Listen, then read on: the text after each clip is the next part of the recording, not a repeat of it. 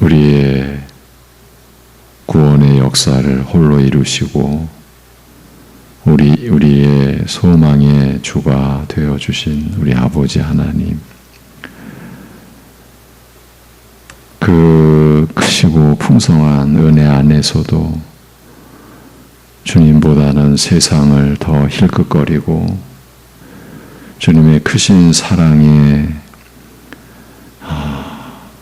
뭔가 부족한 듯 헛된 것을 여전히 바라보는 우리의 무지함과 연약함과 믿음 없음을 도와주셔서 오늘도 주님을 바라보는 감사함과 즐거움이 우리가 겪는 모든 일을 넉넉히 감당할 수 있는 그러한 믿음의 힘으로 지혜로 오늘을 살아갈 수 있게 하여 주시옵소서. 이 새벽에도 말씀의 진리와 은혜 가운데 우리가 성령님 의지하여 믿음으로 참여할 수 있는 시간 되게 하여 주시옵소서. 예수님의 이름으로 기도합니다. 아멘. 로마서 4장 25절에서 5장 4절까지 보시겠습니다. 로마서 4장 25절에서 5장 4절입니다.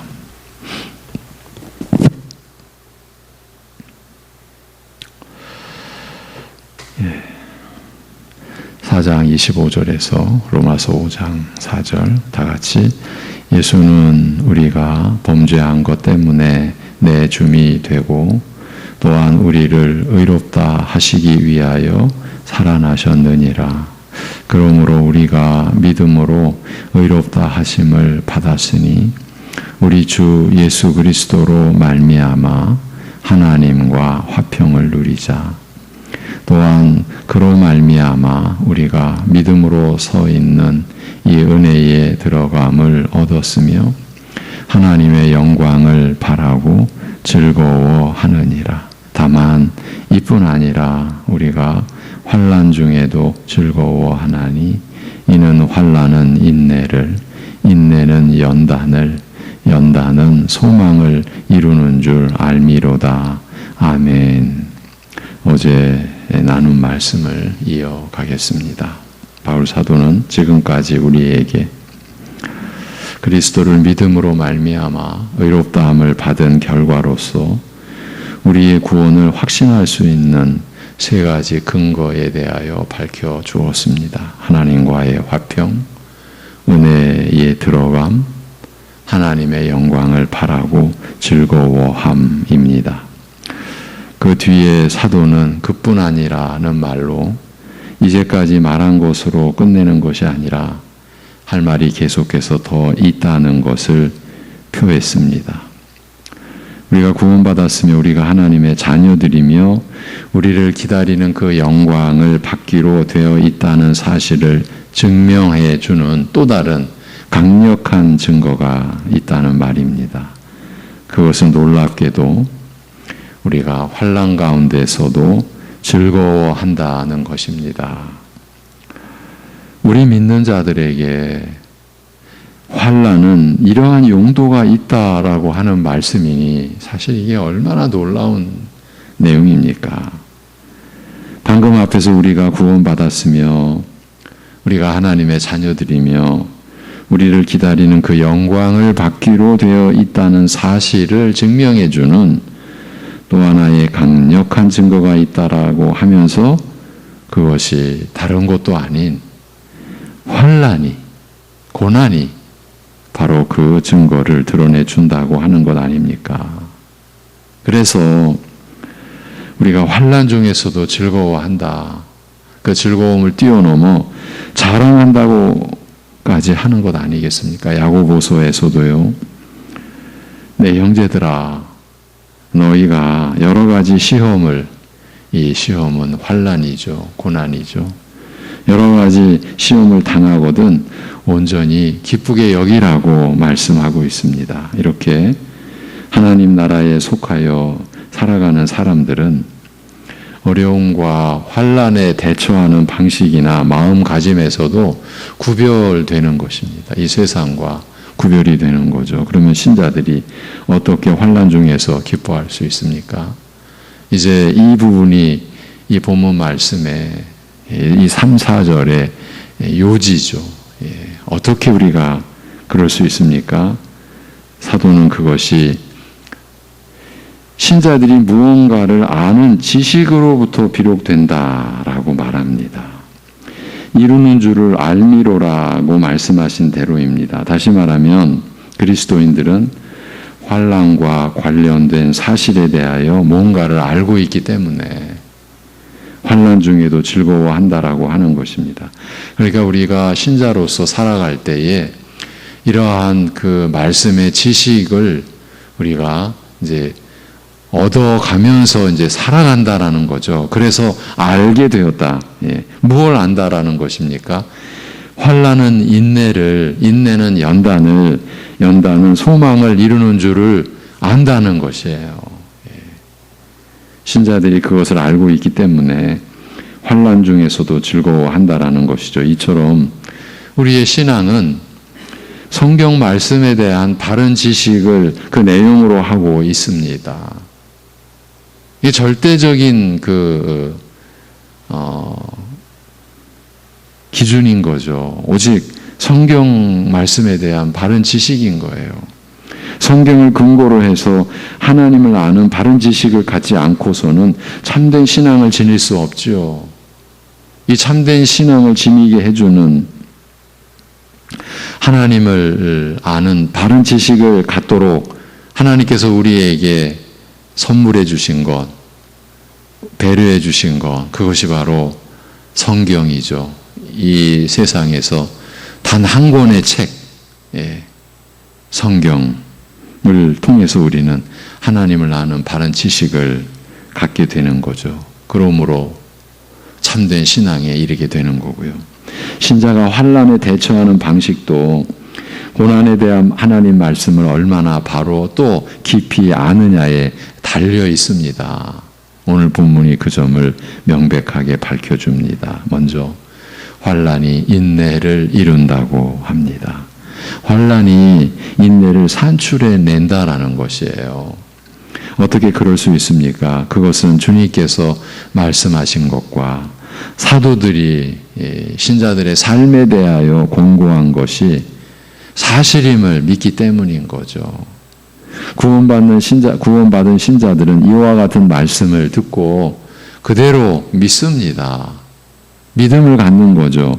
그래서 자신들의 삶에 환난이 찾아와도 신앙에 대한 정절을 지키고 그 힘든 상황에서 그저 믿음을 버리고 빠져나가려고 하지 않고 오히려 믿음 때문에 그 상황을 겪으면서 살아가게 됩니다. 이렇게 환난이 인내를 이루는 것입니다. 그리하여 환난이 이루어내는 이 인내가 곧 정절, 신앙의 정절을 의미하는 것이라고 우리 믿는 자들은 이제 이해를 합니다. 아울러 이 인내가 참고 견디어내는 능력을 의미하는 것으로도 보고요. 이는 곧 환난이 내가 주님께 정절을 지키는 자인지 아닌지를 확인해 준다라는 그 뜻인 거죠. 유혹이나 위협 앞에서 정절을 지키는 것만이 순전한 사랑이라고 할 수 있지 않습니까? 그 점을 확인해 주는 것이 환난이기 때문에 신자는 환난 중에도 즐거워하며 자랑하는 것입니다. 어떤 의미에서는 사람이 자신의 진정한 상태를 보게 되고 알게 되는 것, 내가 지금 이렇구나 알게 되는 것은 환난이나 시험이 찾아올 때뿐입니다. 그런데 환난은 결코 세상 사람들을 그리스도께로 돌아가게 하지 않습니다. 오히려 더 멀리 떠나게 만듭니다. 그러나 믿음의 사람들은 다릅니다. 언제 그 다른 점이 드러나느냐 하면 환난이 찾아올 때입니다. 환난은 언제나 믿음의 사람들을 그리스도께로 돌아가도록 부추겨 줍니다. 그 결과 신자들은 환난 중에도 인내할 수 있게 되는 것입니다. 이처럼 신자는 주님 때문에 환난을 인내하고 또 환난이 가져다주는 유익 때문에 인내하기로 하는 것입니다. 그 유익은 오직 주 예수 그리스도와의 새로운 관계, 그것을 의미하는 거죠. 주님께 더 가까이 나아가고 주님과 더 친밀히 교제하게 된 것, 그것 때문입니다. 일상에서는 거의 주님을 잊어버린 채로 살고 있다가 환난 때문에 오히려 주의 이름을 부르고 주님이 언제나 나와 함께 하신다라고 하는 믿음에 더 이르게 되고, 그래서 그 주님과의 더 친밀한 그 사귐, 이 유익 때문에 인내해 가는 것이죠. 또한 신자는 인내가 연단을 이루는 줄을 알기 때문에 환난 중에도 즐거워하게 됩니다. 연단은 금을 용광로에 집어넣고 불순한 찌꺼기들을 없애버리는 것처럼 우리 안에 있는 것 중에서 참된 것을 제외하고는 전부 제거해버리는 그 일, 그 과정을 가리키죠. 환난을 인내하고 있을 때 이 연단이 신자의 내면에서 이루어지는 겁니다. 이것이 사실은 하나님의 역사, 성령님의 역사죠. 말라기 3장 3절에서 그 내용을 정말 잘 표현해 주었죠. 그가 은을 연단하여 깨끗게 하는 자 같이 앉아서 레위 자손을 깨끗게 하되 금은같이 그들을 연단하리니 그들이 의로운 제물을 나 여호와께 드릴 것이라, 이렇게 말씀합니다. 어제 고대 은재련사의 작업 과정을 간략히 소개해 드렸습니다. 재련사가 불순물을 완전히 제거하여 마지막 단계에 이르면 순수하고 밝은 은 표면이 드러납니다. 계속 풀무불로 이제 개인 용광로죠. 이제 재련사가 앉아가지고 이렇게 내려다볼 수 있는 그 정도의 크기니까, 그렇게 해서 불순물이 완전히 제거하는 단계가 이르면 밝은 은 표면이 드러나게 되고, 그렇게 모든 불순한 찌꺼기들이 완전히 제거되는 그 순간 정제된 은의 표면 위에는 재련사 자신의 모습이 선명히 비치게 됩니다. 그제서야 정령 과정이 완결된 것입니다.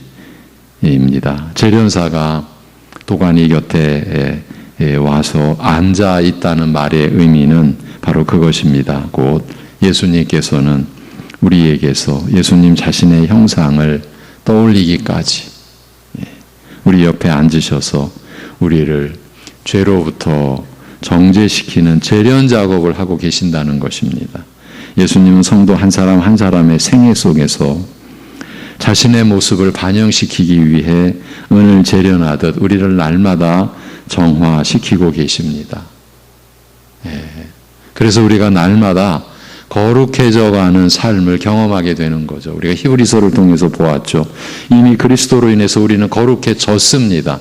하나님께서 그렇게 말씀하십니다. 그런데 그 히브리서 10장 다음 구절에서는 날마다 거룩해져가는 삶을 사는 겁니다. 이처럼 수많은 고난을 통해 그리스도인들의 성품과 믿음이 정죄되어져 가는 거죠. 온갖 종류의 시련을 거친 후에 우리의 악한 성품이 처리되고 그리스도를 닮은 거룩한 성품이 생기게 되는 것입니다. 여러분, 이것이 신자의 일생입니다. 그러니 주님과의 그 사귐 속에, 교제 속에, 교통함 속에 우리는 주님을 바라보고 우리 자신을 주님께 맡기면서 이러한 과정을 살아가게 되는 거죠. 말씀 안 보고 기도하지 아니하고 하나님 앞에 영과 진리로 예배드리지 않으면서 이러한 삶이 가능하겠습니까? 그래서 은혜 표면에 재련사의 얼굴이 비치는 것처럼 신자들의 성품에 예수님의 형상이 비춰지게 되는 것이죠. 본문에서 사도가 말하고자 하는 것은 바로 이 사실을 구원받은 신자는 안다 하는 것이에요. 하나님께서 그런 목적으로 신자들에게 불같은 연단을 받게 하셨다는 것을 아는 것이에요. 그래서 여러분, 우리가 특히 골로새서를 보면서 우리의 성품의 변화에 대하여 우리가 몇 개월 동안 살폈죠. 아니, 노골적으로 제가 이렇게까지 표현해 드렸던 거 기억나십니까? 20년 전, 10년 전과 지금 본인 스스로 난 뭐 내 모습 그대로지. 만약에 우리가 그렇게 아주 명쾌하게 나는 나지 신앙생활을 안 한 거와 마찬가지다라고까지 말씀을 드렸어요. 이 날마다 거룩해져감을 경험하는 게 우리 신자의 일생인데 본인 스스로가 나는 그대로인데? 그 얘기는 뭡니까? 하나님을 아는 지식에서도 그대로고 그 은혜 안에서 나를 보는 것도 그대로라면 말씀의 역사는, 성령님의 역사는 어디로 간 겁니까? 우리의 믿음은 어떤 역할을 하고 있는 겁니까? 이렇게 보면요, 사실은 우리는 지금 심각한 겁니다. 관련해서 중국 교회의 예를 들어드리겠습니다. 제임스 보이스라는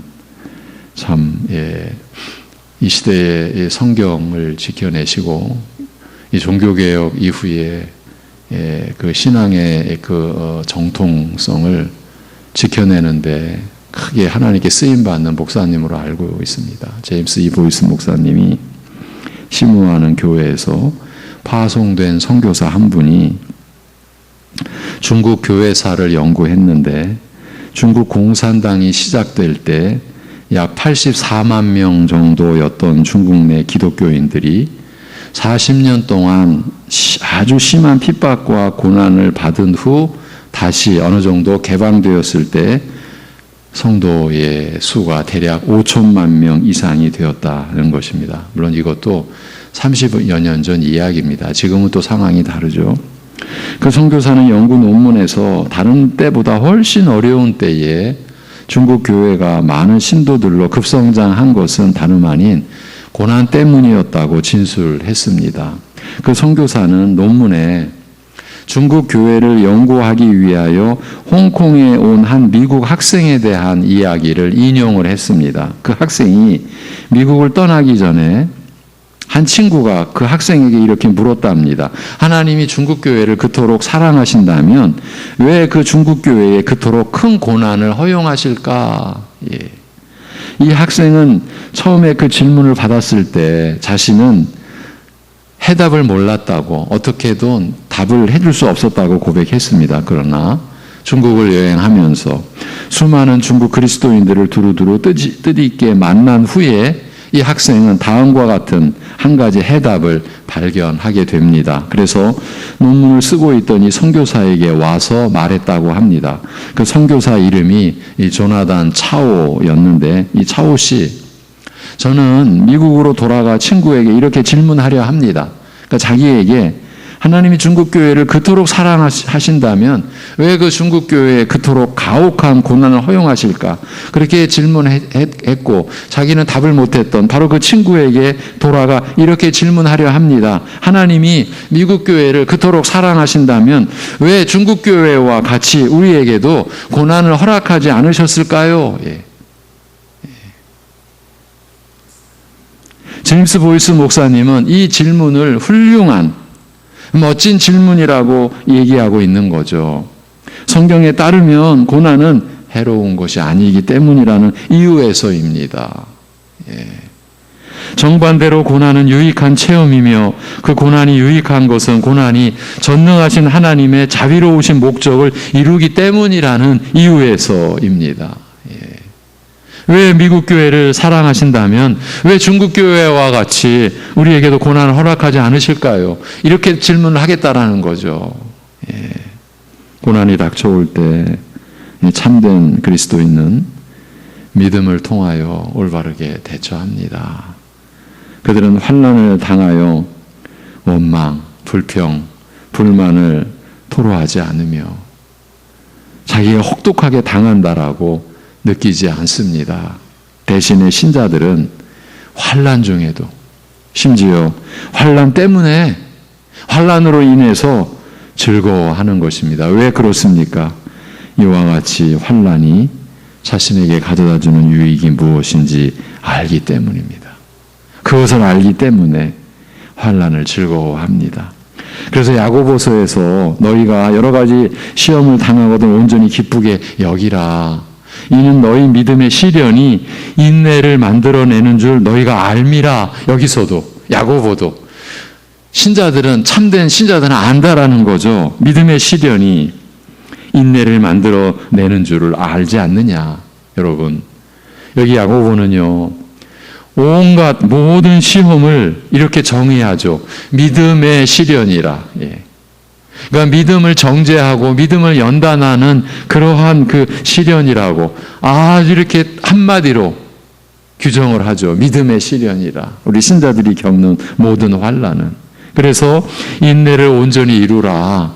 이는 너희로 온전하고 구비하여 조금도 부족함이 없게 하려 함이라. 어떤 면에서?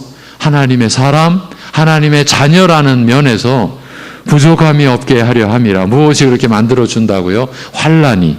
그래서 인내를 온전히 이루라고. 우리가 믿음의 시련이 인내를 만들어내는 줄 알지 않느냐라는 겁니다. 참 이러한 말씀을 우리가 보면서 나누면서 우리 자신, 우리 교회, 이 시대의 교회를 놓고 보면 우리가 얼마나 참 더 하나님께 은혜를 간절히 구해야 하는지가 바로 느껴지죠. 즐거워한다라는 것에 마음을, 눈을 한번 고정시켜 보십시오. 이건 심각한 도전입니다.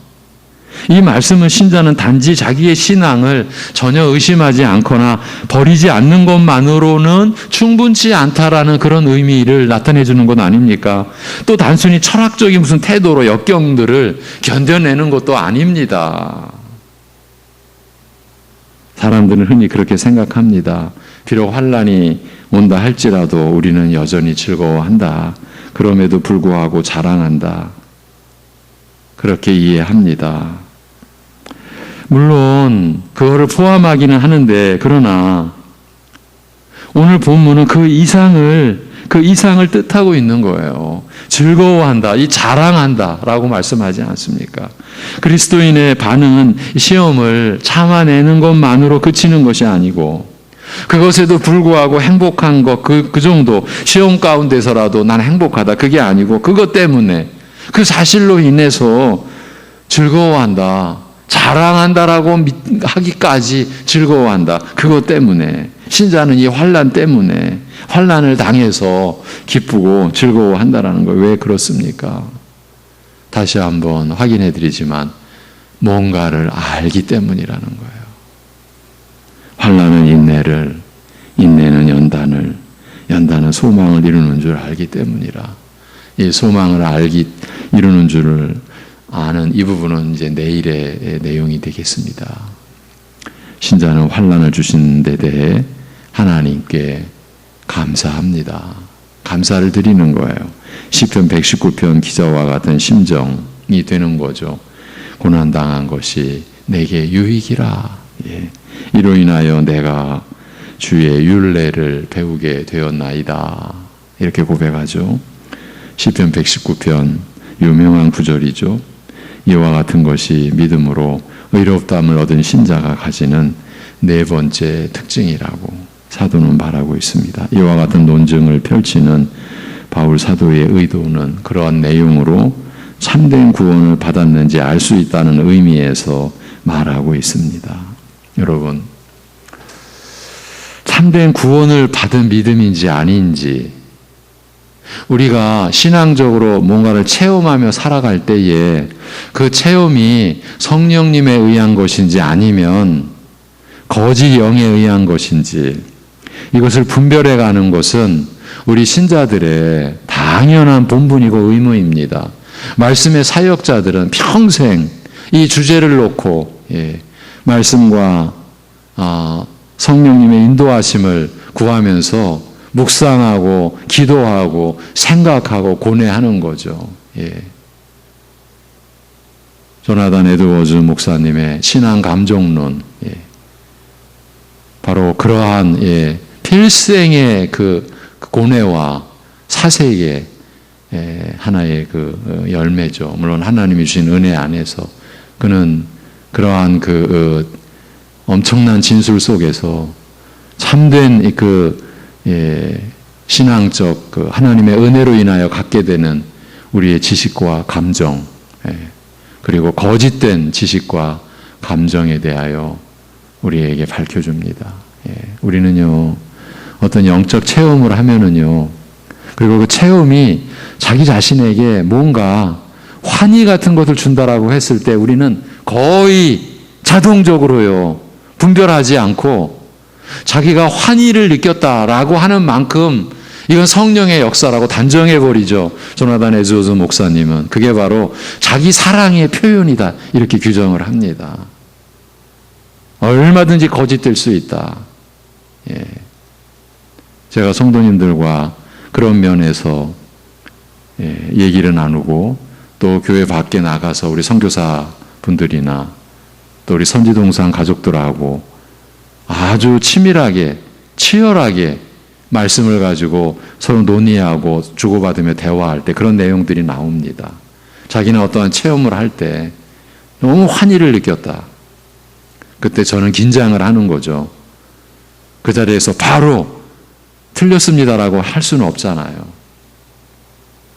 그러면 이제 그 전개되는 과정에서 꼭 짚어줘야만 합니다. 본인이 그런 환희를 느꼈다고 해서 그것이 진정한 성령의 역사일까요? 그렇게 간단한 문제가 아니죠. 그러나 한 가지, 우리 스스로 이것이 성령의 역사다라고 그렇게 자신만만하게 판단할 수 있겠느냐 하는 점, 그 점에서는 우리가 거의 공감을 하죠. 그럴 수 없다. 우리는 날이 갈수록 더 겸손해져야 된다. 왜? 사단의 역사도 더 교묘해질 것은 뻔하니까. 우리의 신앙이 성장해가는 그 단계만큼 이 악의 세력, 영적인 존재들도 더 간교하게 우리를 미혹시키고 우리를 시험에 빠뜨리려고 하는 건 너무나 당연하니까. 광명한 천사로도 가장을 해서 등장을 할 터이니까 우리의 감정, 여기에 우리가 믿음의 근거를 둔다면 정말 우리는 어처구니 없는 속임수 속에 오랜 세월 아니면 평생까지도 속아 넘어갈 수가 있다라는 거죠. 지금 참된 구원을 받았는지 알 수 있다라는 의미에서 바울이 이런 논증을 지금 펼쳐가고 있는 것과 관련해서 특히 오늘 그 말씀을 아는 지식에 관하여 우리가 중점을 둔 가운데에서 거기에 따른 신앙적 정서, 감정의 면에서도 함께 가야 된다는 점을 잠깐 짚어드린 거예요. 이런 면에서 의외로 우리가 자신만만해요. 내가 뭘 느꼈다라는 거죠. 얼마든지 그것이 거짓될 수 있고 자기가 사랑해서 자기 만족에서 오는 결과일 수도 있는데 우리는 쉽게 이런 것 경험도 있지 않습니까? 성경을 읽다가 한 구절 딱 들어오면 이게 나에게 하신 말씀이다. 더욱이나 오늘 나에게 하신 말씀이다. 여러분, 그것도요, 조나단 에즈워즈 목사님도 그런 부분에 대해서도 상세하게 설명해 갑니다. 성경은 우리에게 그런 식으로 주어진 게 아니다. 성경 전체 한 권 한 권 66권 통해서 하나님을 아는 바른 지식 속에서 우리 자신을 알도록 하는 그러한 그 과정 속에 있는 건데 한 구절, 이것이 마치 내 것, 나에게 주신 말씀, 굉장히 위험하다. 그런 면에서 우리는 굉장히 훈련이 부족한 거죠. 그런 면에서 저의 어떤 죄스러움은 말할 수도 없고요. 이제 돌아와서 그러면 이와 같은 논증을 펼치는 바울 사도의 의도는 그런 것으로 참된 구원을 받았는지 알 수 있다는 의미에서 말하고 있다라고 했는데 우리의 심령 안에 이러한 사실이 있습니까? 이렇게 물어야죠. 이것이 믿음으로 의롭다함을 받은 사람들이 갖게 되는 열매요, 결과라고 했는데 우리는 이런 사실을 지니고 있습니까? 이렇게 물어야죠. 그리고 기도해야죠. 우리는 주 예수 그리스도를 믿는 사람들입니다. 그리고 믿음으로 말미암아 의롭다 하심을 받은 것을 믿고 있습니다. 그런 신자들을 향하여 사도는 말합니다. 우리는 환난 가운데서도 즐거워한다.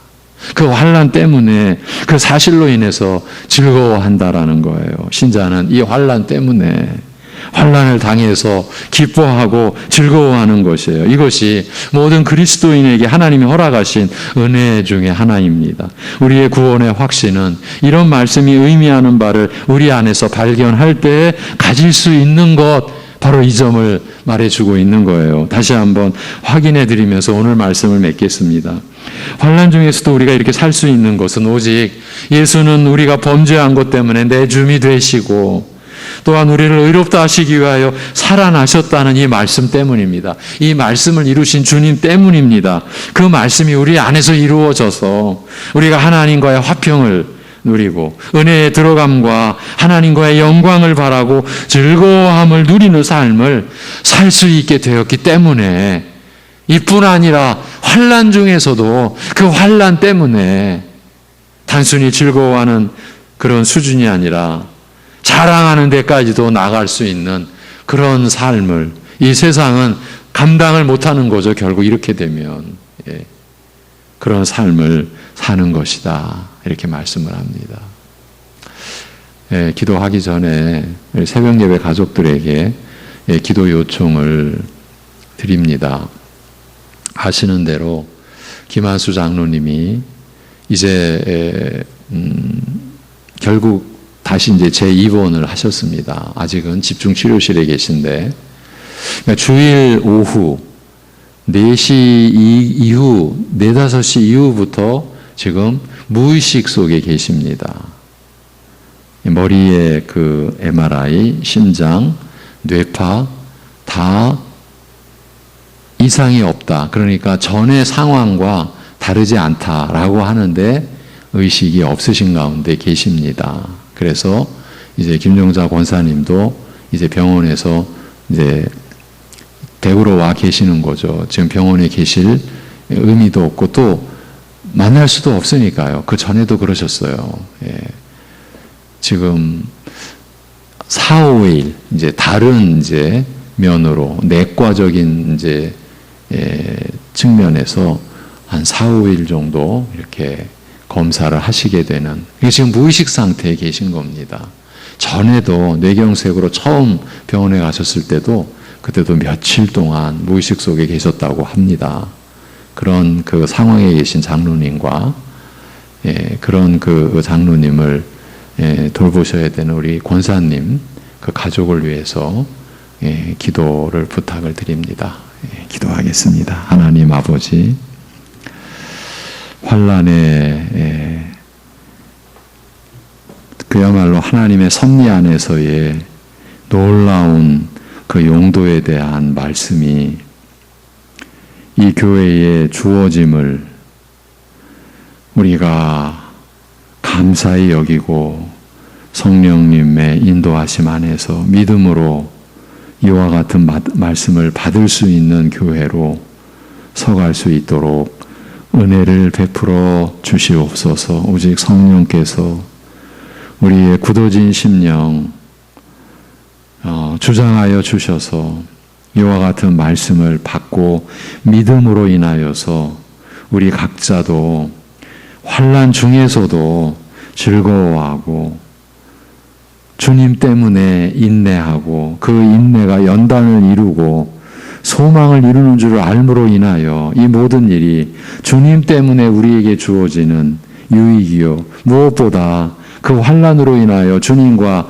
더 가깝게, 이전에는 경험해 보지 못한 주님과 그렇게 밀착되어 함께 그 고난을 대처하는 그 유익 때문에 얼마든지 즐거워하고 자랑하기까지 하는 그러한 믿음의 그 의롭다 하심의 그 결과에 우리가 한 걸음 한 걸음 내디딛고 나아가고 그러한 결과를 누리는 교회로, 누리는 성도들로 세움을 입을 수 있도록 은혜를 베풀어 주옵소서. 아버지 하나님, 우리가 이러한 말씀에 너무나 모자라고 너무나 미치지 못하고 너무나 우리의 믿음의 연약함을 고백하지 않을 수가 없사오니 그럼에도 그러기에 주의 이름을 더 우리의 마음을 다해 부르며 나아가옵나니 우리가 긍휼하심을 받고 때를 따라 도우시는 은혜를 받고자 우리 다 같이 은혜의 보좌 앞으로 나아갈 수 있도록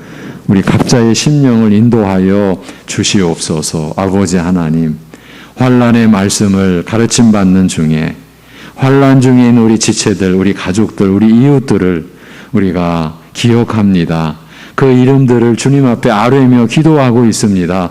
긍휼히 여겨 주시옵시고 하나님 아버지께서 그 영혼 지켜주고 졸지도 주무시지도 아니하시는 가운데 우리의 영혼을 지키는 자라고 하신 말씀대로 역사하여 주시옵시고 그러한 환난 가운데 있는 그 가족들에게도 믿음으로 인한 위로와 하나님께 소망을 둔 믿음으로 인하여서 그 어려움 속에서도 믿음으로 감당해낼 수 있도록 붙잡아 주시옵소서. 주님의 몸된 교회, 우리 교회 학교, 우리 자녀들을 주여 긍휼히 여겨 주시옵시고 믿음의 다음 세대로 커가야 될 우리 자녀들이 말씀으로 성장해 갈 수 있는 복을 교회에 내려 주시옵소서. 이 모든 것 주님께 의탁하오며 우리 주 예수 그리스도의 이름으로 기도하옵나이다. 아멘.